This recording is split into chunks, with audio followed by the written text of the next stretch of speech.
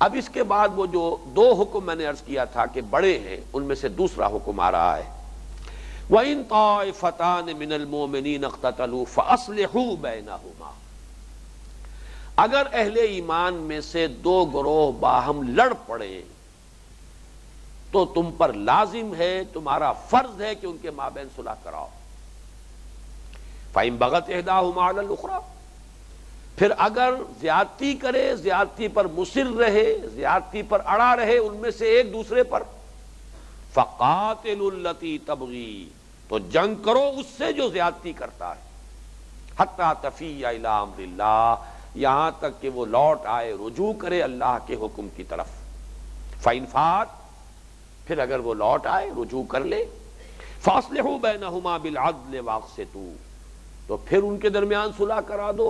عدل کے ساتھ، اور دیکھو انصاف سے کام لو۔ ان اللہ یحب المقسطین، یقیناً اللہ تعالی انصاف کرنے والوں کو پسند کرتا ہے۔ انما المؤمنون اخوۃ،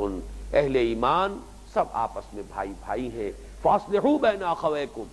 تو اپنے دو بھائیوں کے مابین صلح کرا دیا کرو، اپنا فرض سمجھو، لازم سمجھو اپنے اوپر کہ ان کے مابین مصالحت کراؤ۔ واتقوا اللہ لعلکم ترحمون، اور اللہ کا تقوی اختیار کرو تاکہ تم پر رحم کیا جائے۔ میں نے عرض کیا تھا کہ اس میں سے ایک آیت جو ہے در حقیقت ایک حکم پر مشتمل ہے، دوسری آیت انما المؤمنون اخوۃ فاصلحوا بین اخویکم واتقوا اللہ لعلکم ترحمون،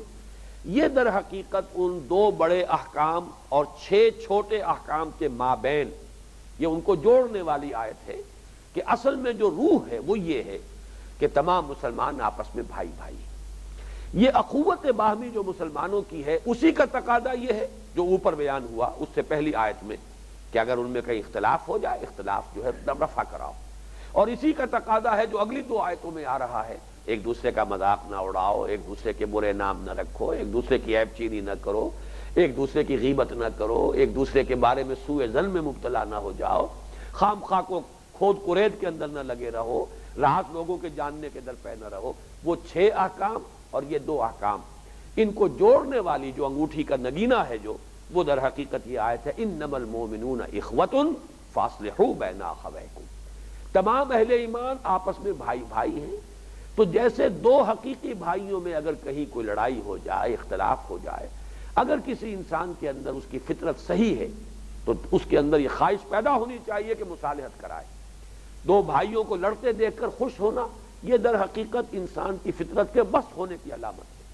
فطرت اگر صحت پر برقرار ہے تو اس کے اندر لازماً جذبہ پیدا ہوگا کہ ان بھائیوں میں کوئی غلط فہمی ہو گئی ہے، رفع کرائی جائے، کوئی مغالطہ ہو گیا ہے، دور کیا جائے۔ یہ اس جذبے کے تحت تمہیں عمل کرنا چاہیے ان تمام احکام پر۔ اب آئیے وہ ایک آیت جو ہے اس میں ذرا دیکھیے، بڑی گمبھیر آیات میں سے قرآن مجید کی، بڑی پروفاؤنڈ آیات میں سے ایک آیت میں پورا ضابطہ ہے، پورا قانون ہے، اس کو اگر شقوار اور دفعہ وار اگر مرتب کریں گے تو مکمل قانون بن جائے گا۔ پہلی شق کیا ہے؟ وَإِن طَائِفَتَانِ مِنَ الْمُؤْمِنِينَ اقْتَتَلُوا فَأَصْلِحُوا بَيْنَهُمَا، اگر اہل ایمان میں سے 2 گروہ آپس میں جھگڑ پڑیں تو ان کے مابین صلح کراؤ۔ ضمنی طور پر ایک بات تو یہ سامنے رکھیے کہ اہل ایمان لڑ سکتے ہیں، اور یہ آیت قرآن مجید کی آیت ہے، ظاہر بات ہے اس کا کانٹیکسٹ ہے، صحابہ کرام پس منظر میں ہے، یعنی 2 مسلمانوں کا آپس میں لڑ پڑنا یہ بالکل قرین قیاس ہے۔ یہ کوئی ایسی بات نہیں ہے کہ جس کو آپ یہ سمجھیں کہ ان میں سے کسی ایک کو لازماً جو ہے کافر قرار دے کر ہی بس کریں، بلکہ یہ کہ دونوں اہل ایمان ہوتے ہوئے بھی لڑ سکتے ہیں۔ وہی جو انسان کی جبلی کمزوری ہے، اللہ تعالیٰ نے انسان میں جو بھی کمزوری کے پہلو رکھے ہیں، خلق الانسان ضعیفا اور خلق الانسان من عجل، یہ تمام چیزیں جو ہیں جن کا حوالہ اس سے پہلے بھی آ چکا ہے، اس کی بنا پر اختلاف پیدا ہو جانا، اختلاف میں شدت پیدا ہو جانا، یہ قرین قیاس ہے۔ یہ کوئی ایسی بات نہیں ہے کہ بڑی انہونی ہو، گویا کہ مسلمانوں کی جماعت میں تو اس کا کوئی امکان ہی نہ ہو۔ صحابہ کرام میں بھی جھگڑے ہوئے، حضرت علی اور حضرت معاویہ کے درمیان جنگیں ہوئی ہیں، حضرت علی اور حضرت زبیر اور حضرت طلحہ اور حضرت عائشہ، ان کے مابین جو ہے جنگ ہوئی، جنگ جمل، ایک طرف حضرت علی ہے، ایک طرف حضرت عائشہ ہیں، حضرت زبیر ہے، حضرت طلحہ ہے رضی اللہ تعالیٰ عنہم اجمعین۔ تو اس کے لیے بعض اوقات جو ہے لوگ ان معاملات میں بھی بہت ہی مبالغے پر آ جاتے ہیں۔ ہمارے ہاں ایک خاصی یعنی معروف شخصیت ہے کہ جو اس کے قائل ہے کہ چونکہ یہ آیت قرآن مجید میں آئی ہے لہذا ہم تسلیم نہیں کریں گے جنگ جمل ہوئی، یہ صرف کہیں جھوٹ کسی نے قصہ بیان کر دیا، صحابہ آپس میں کیسے لڑ سکتے تھے، ہم نہیں مان سکتے کہ جنگ صفین ہوئی، یہ بھی کہیں جیسے کہ وہ غلام احمد پرویز صاحب نے تمام احادیث کو جو اجمی سازش قرار دے دیا، یہ در حقیقت جو ہے صحابہ کرام کو بدنام کرنے کے لیے یہ واقعات گھڑ لیے گئے ہیں۔ قرآن مجید کو ہم سند مانیں گے اور ان تمام چیزوں کی نفی کر دیں گے۔ ہو ہی نہیں سکتا کہ محمد کے صحابہ صلی اللہ علیہ وسلم و رضی اللہ تعالیٰ عنہم اجمعین وہ آپس میں لڑ سکے۔ قرآن کہہ رہا ہے کہ ہو سکتا ہے وَإِن طَائِفَتَانِ مِنَ الْمُؤْمِنِينَ اقْتَتَلُوا، اگر اہل ایمان میں سے دو گروہ آپس میں لڑ پڑے، اور یہاں پر جھگڑا اس طرح کا نہیں ہے جسے عام جھگڑا کہتے ہیں، اقتتال، یہ باب افتعال ہے قتل سے، باقاعدہ جنگ، اگر ان کے مابین خوریزی تک کی نوبت آ جائے، جھگڑ پڑے، لڑ پڑے،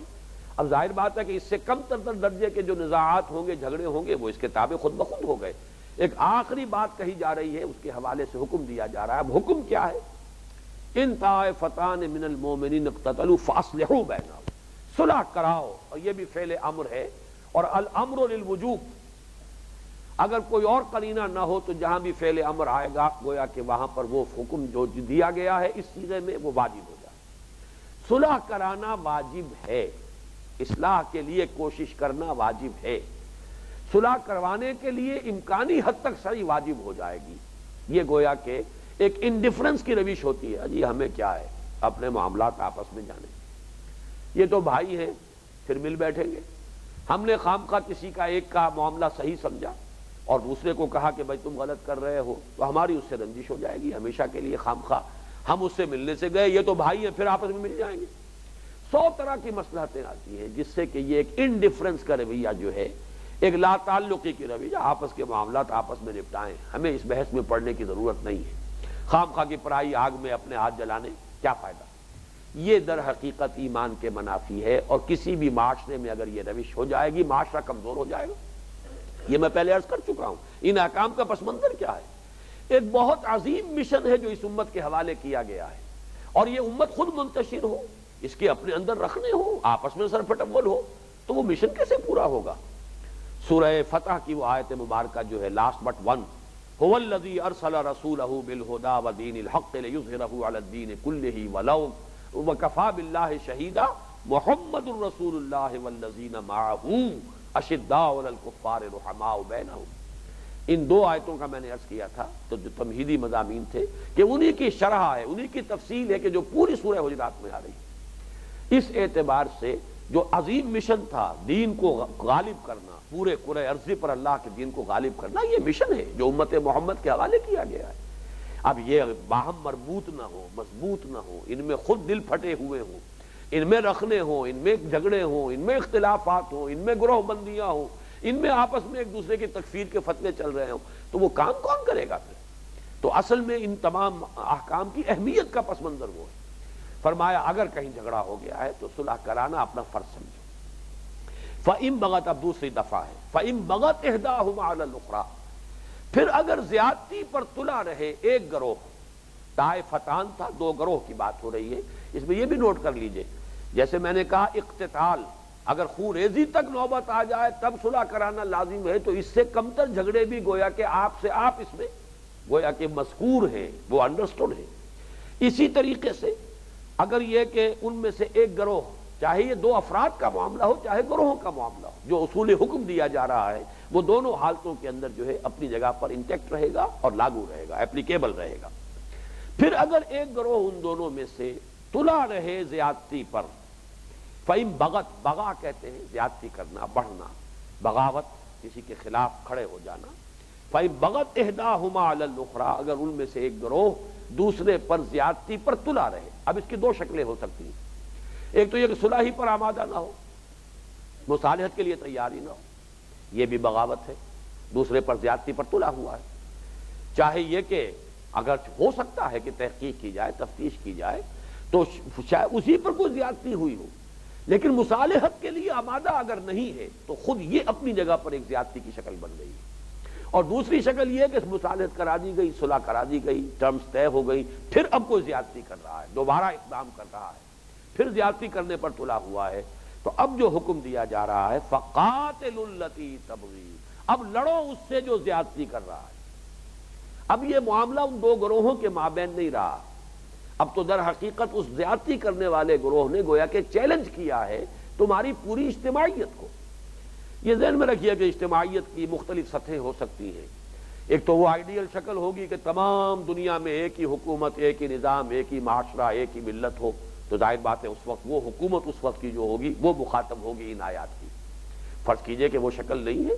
مختلف معاشرے، مختلف قومیں ہیں، تو جو اب ان کا نظام ہے وہ گویا کہ مخاطب ہے ان احکام کا۔ یہ بھی نہیں ہے، فرض کیجئے کہ انگریزوں کے دور میں ہم غلام تھے، مسلمانوں میں جو بھی اکابر ہیں، جو بڑے ہیں، جن کی بھی بات سنی جاتی ہے، جن کے ساتھ بھی کچھ معاملہ اس طرح کا ہے کہ ان کی بات لوگ ماننے پر آمادہ، اب وہ گویا کہ مخاطب ہو جائیں گے۔ تو جن کے لیے بھی یہ کرنا ممکن ہے وہ سب کے سب مخاطب ہیں ان احکام کے۔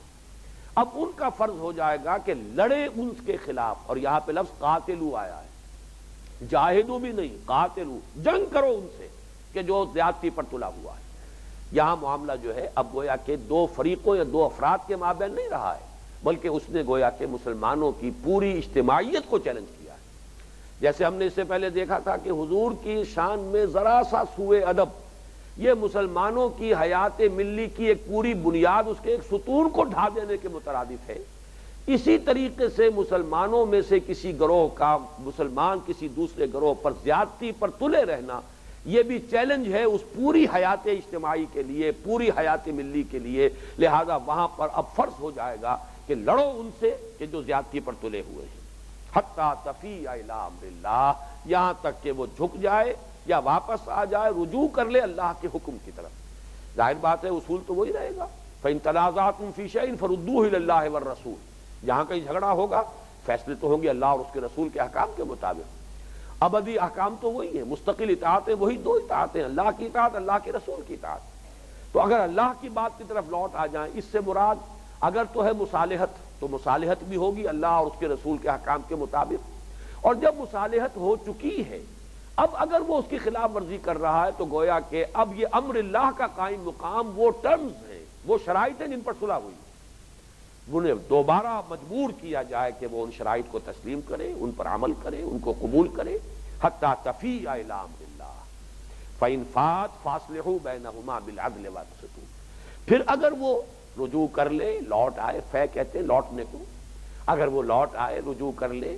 پھر وہ صلح پر آمادہ ہو جائے، پھر صلح کر لے، تو اثر نو صلح کرا دو، فاصلحوا بینہما، صلح کرا ان کے مابین، بالعدل واقسطوا۔ دیکھیے یہ ہے قرآن مجید کی جو اعجاز کلام ہے، یہاں پہ دو مرتبہ لفظ دہرایا ہے، بالعدل واقسطوا۔ کیوں؟ اول تو یہ کہ اس کی ضرورت نہیں تھی، صلح کراؤ عدل کے ساتھ، عدل ہی کے ساتھ ہوگی، مسلمان تو جب بھی صلح کرائیں گے عدل کے ساتھ کرائیں گے، لیکن یہ چونکہ معاملہ ہو چکا ہے اس نوعیت کا کہ ایک فریق نے زیادتی کی اور زیادتی کر کے پھر مسلمانوں کے اس نظام اجتماعی کو چیلنج کیا، جب اس پر اصرار کیا یا صلح کے جو بھی شرائط تھی ان سے اس نے روگردانی کی، اس سے سرتابی کی، اب اندیشہ ہے کہ جب دوبارہ مصالحت کرائی جائے تو کہیں اس پر زیادتی نہ ہو جائے، اس لیے کہ اب صلح کرانے والے خود ایک فریق بن چکے ہیں، کیونکہ حکم انہیں دیا گیا تھا فقاتلوا التی تبغی حتی تفیء الی امر اللہ۔ تو گویا کہ جو اولاً اس صلح کرانے والے تھے، جو صلح کنندگان تھے، اب وہ خود فریق بن گئے، اب تو انہیں لڑنے کا حکم دیا گیا ہے کہ جو زیادتی کر رہا ہے اسے لڑو۔ اب جب ان سے اگر انہیں مجبور کیا جائے گا تو ہو سکتا ہے کہ اب ان پر کوئی ناروا زیادتی ہو جائے، تو اس لیے یہاں پر دو مرتبہ اس لفظ کو دوہرا کر لایا گیا، فاصلحوا بینہما بالعدل واقسطوا، ان کے مابین پھر صلح کرا دو انصاف کے ساتھ۔ اور دیکھو قسط، یہ قسط کا لفظ جو ہے اس اعتبار سے بڑا عجیب ہے، بلکہ عدل کا لفظ بھی ہے۔ قسط میں آتا ہے کہ اگر یہ ثلاثی مجرد سے ہو، قسطہ، تو اس کے معنی ہے ناانصافی کرنا، باب افعال سے ہو ثلاثی مزید فی میں، اقسط یقسط اقساطا، تو اس کے معنی انصاف کرنا، یہ بالکل مخالف متضاد معنی ہو جاتے ہیں۔ فاصلحوا بینہما بالعدل واقسطوا ان اللہ یحب المقسطین، یقیناً اللہ تعالیٰ انصاف کرنے والوں کو پسند کرتا ہے۔ اس کے بعد وہ آیت آ گئی، اس پورے معاملے میں جو اس کی روح باطنی ہے، جو سامنے تمہارے ہر وقت رہنی چاہیے، وہ کیا ہے؟ انما المؤمنون اخوۃ فاصلحوا بین اخویکم، تمام اہل ایمان آپس میں بھائی بھائی ہیں، ان کے مابین، دو بھائیوں کے مابین صلح کرانا اپنا فرض سمجھو، واتقوا اللہ، اللہ کا تقوی اختیار کرو۔ یہ شروع میں نے عرض کیا تھا کہ اس سورہ مبارکہ میں 3 مرتبہ تو اتقوا یہ فعل امر کی شکل میں آیا ہے، اور 2 مرتبہ مزید آیا ہے تقوی کی ترغیب کے لیے دوسرے اسلوب آئے ہیں، اس لیے کہ یہ تمام احکام اپنی جگہ پر دھرے رہ جاتے ہیں اگر روح تقوی موجود نہ ہو۔ ایسا بھی ہوگا کہ لفظی تقاضا تو پورا کر دیا گیا لیکن حقیقی جو ہے روح جو ہے وہ مجروح ہو گئی۔ اس اعتبار سے اگر تقوی نہیں ہوگا تو محض احکام پر عمل کرنے سے مطلوبہ نتائج حاصل نہیں ہوں گے۔ یہ جو اس آیت مبارکہ میں یہ حکم آیا ہے، واقعہ یہ ہے کہ نہایت اہم، نہایت ضروری، اور سیرت و کردار کے اعتبار سے یہ نہایت فیصلہ کن ہے۔ اس طرز عمل کو جو شخص اختیار نہیں کرتا، کسی بھی اجتماعیت میں، ایک گھر کا معاملہ ہے، بھائیوں کا آپس کا معاملہ ہے، 2 بھائیوں کے درمیان جھگڑا ہو گیا ہے، تیسرا بھائی یہ سمجھے کہ مجھے اس سے کیا ہے، آپس کا معاملہ طے کرے، وہ گھر جو ہے پھر اس کے اندر کیفیت جو ہے باہمی اتحاد کی پیدا نہیں ہو سکے۔ اور اس میں ظاہر بات ہے کہ ایک تو معاملہ ہے کہ جنگ تک نوبت آ جائے، ایک یہ بھی ہوتا ہے کہ سوشل پریشرز ہوتے ہیں جو ایگزرٹ کرنے ہوتے ہیں۔ آپ کسی پر آپ اپنا دباؤ ڈالیے کہ اگر آپ یہ کام جاری رکھتے ہیں تو پھر ظاہر بات ہے کہ مجھ سے پھر آپ کا تعلق نہیں رہے گا، کم سے کم اس درجے میں تو سوشل پریشر آدمی ڈالے۔ اگر فرض کیجئے نصیحت بھی کر رہا ہے کہ دیکھیے آپ زیادتی کر رہے ہیں، نہ کیجئے، لیکن اپنا معاملہ جو کا تو اس کے ساتھ رکھا ہے تو اس کی بات کا کوئی اثر نہیں ہوگا۔ لیکن اگر وہ یہ چیلنج کرتا ہے اور یہ بات کہہ دیتا ہے کہ اگر آپ اپنی اس روش کو میں سمجھتا ہوں کہ غلط ہے، یا تو مجھے قائل کیجئے کہ آپ کی روش درست ہے، لیکن اگر آپ کی روش غلط ہے تو اگر آپ اصلاح نہیں کریں گے تو پھر میرا آپ کے ساتھ تعلق نہیں رہے گا۔ یہ سب سے ہلکی شکل ہے۔ نخلع و نترک من یفجرک، یہ نخلع و نترک پر بھی عمل اگر ہم کرنے کو تیار نہیں تو پھر معلوم ہوا کہ سیرت و کردار نام کی کوئی شے نہیں ہے، پھر اجتماعیت کا تو حق ادا نہیں ہوگا۔ اس کا معاملہ جیسا کہ میں نے عرض کیا تھا وہ بلند ترین سطح پوری امت مسلمہ اور اس کے اندر اختلافات، بڑے بڑے گروہوں میں، قوموں میں ہو جانا، اس میں جنگ و جدال تک، خوریزی تک نوبت پہنچ جانا، یہ ایک انتہائی شکل ہے کہ جو اس آیت مبارکہ میں زیر بحث آئی۔ لیکن اسی کو نیچے بالکل جس کو کہتے ہیں گراس روٹ لیول تک لے آئیے، تمام بین الانسانی معاملات میں، آپس میں دوستوں کے معاملات، اگر کوئی دوست دوسرے دوست پر زیادتی کر رہا ہے اور آپ کو اس سے کوئی بحث نہیں، حالانکہ آپ کی رائے ہے کہ اس نے زیادتی کی ہے، لیکن آپ نے اس زیادتی کرنے والے کے ساتھ اپنا اٹھنا بیٹھنا کھانا پینا جو کا تو برقرار رکھا ہے، کوئی سوشل پریشر بھی ایگزرٹ آپ نہیں کر رہے اس پر، تو معلوم ہوا کہ پھر سیرت و کردار نہیں ہے، اور پھر یہ جو آپ کا ہونا چاہیے طرز عمل اسلام کی روح سے اور عقل سلیم کی روح سے، نہ صرف اسلام اور قرآن بلکہ عقل سلیم، یہ تو منطق ہے، سیدھی سیدھی بات ہے۔ انسانی معاملات کا صحیح رہنا جو ہے اس کا دار و مدار اس پر ہے۔ وَإِن طَائِفَتَانِ مِنَ الْمُؤْمِنِينَ اقْتَتَلُوا فَأَصْلِحُوا بَيْنَهُمَا وَإِن بَغَتْ إِحْدَاهُمَا عَلَى الْأُخْرَى فَقَاتِلُوا الَّتِي تَبْغِي حَتَّى تَفِيءَ إِلَىٰ أَمْرِ اللَّهِ فَإِن فَاءَتْ فَأَصْلِحُوا بَيْنَهُمَا بِالْعَدْلِ وَأَقْسِطُوا إِنَّ اللَّهَ يُحِبُّ الْمُقْسِطِينَ إِنَّمَا الْمُؤْمِنُونَ إِخْوَةٌ فَأَصْلِحُوا بَيْنَ أَخَوَيْكُمْ وَاتَّقُوا اللَّهَ لَعَلَّكُمْ تُرْحَمُونَ۔